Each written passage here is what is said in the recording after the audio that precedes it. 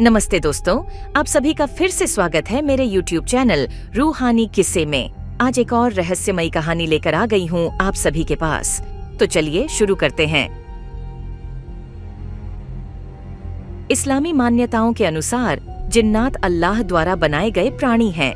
वे इंसानों की तरह स्वतंत्र इच्छा रखते हैं और आग से बने होते हैं। कुरान के अनुसार अल्लाह ने 3 प्रकार के प्राणियों को बनाया: फरिश्ते, जिन्नात और इंसान। फरिश्ते नूर, प्रकाश से बनाए गए हैं, जिन्नात आग से और इंसान मिट्टी से। जिन्नात का निर्माण इसलिए किया गया ताकि वे भी अल्लाह की पूजा करें और उसकी आज्ञाओं का पालन करें। अक्सर जब हम जिन्नात के बारे में सुनते हैं तो हमें 2 तरह के जिन्नात के बारे में बताया जाता है, एक अच्छा जिन्न और एक बुरा जिन्न। अच्छे जिन्नात, नेकी और ईमानदारी।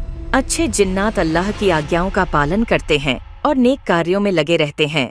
वे ईमानदार होते हैं और किसी को नुकसान नहीं पहुंचाते। मददगार।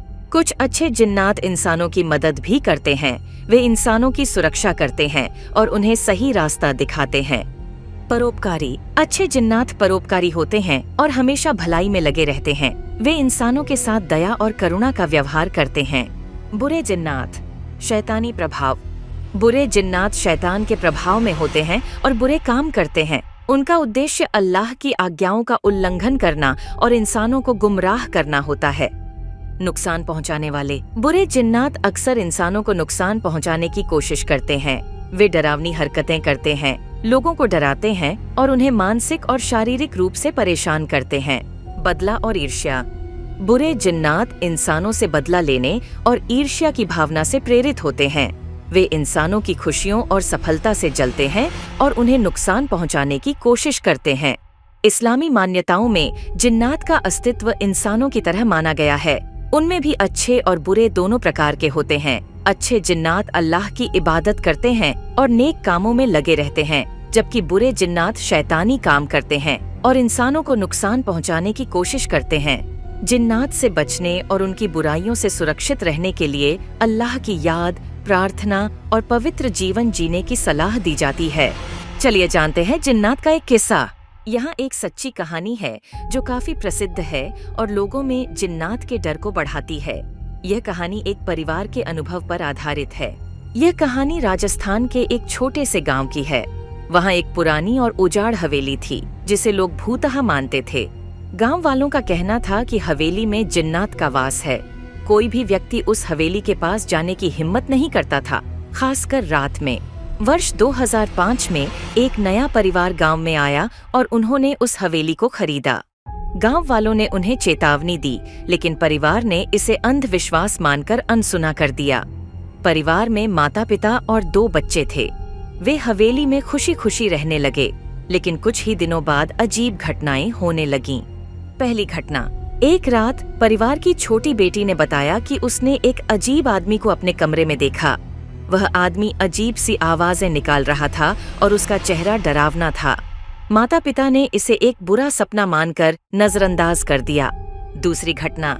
कुछ दिन बाद परिवार के पिता ने देखा कि घर का सामान अपने आप इधर उधर हो रहा है। बर्तन गिर रहे थे, दरवाजे खुद ब खुद खुल और बंद हो रहे थे। उन्होंने इसे हवेली की पुरानी अवस्था का परिणाम मानकर अनदेखा कर दिया। तीसरी घटना। एक रात परिवार के सभी सदस्य अचानक जाग गए क्योंकि घर में तेज हवा चलने लगी थी, जबकि बाहर मौसम शांत था। उन्होंने देखा कि घर के सभी दरवाजे और खिड़कियां खुद ब खुद खुल और बंद हो रही थीं। इस घटना से वे डर गए और उन्होंने तुरंत गांव के पुजारी को बुलाया। पुजारी का उपाय। पुजारी ने हवेली में जाकर जांच की और बताया कि वहां सच में जिन्नात का वास है। उन्होंने परिवार को बताया कि उन्हें कुछ धार्मिक अनुष्ठान करने होंगे ताकि जिन्नात को शांत किया जा सके। उन्होंने कुछ विशेष पूजा की और घर को पवित्र जल से छिड़काव किया। अंतिम घटना।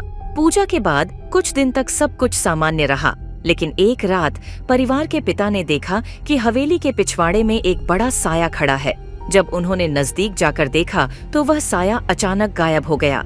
इसके बाद परिवार ने फैसला किया कि वे हवेली को छोड़ देंगे। अगले ही दिन परिवार ने हवेली को छोड़ दिया और गांव से बाहर कहीं और जाकर रहने लगे। गांव वालों का कहना है कि हवेली अब भी खाली है और वहां कोई नहीं जाता।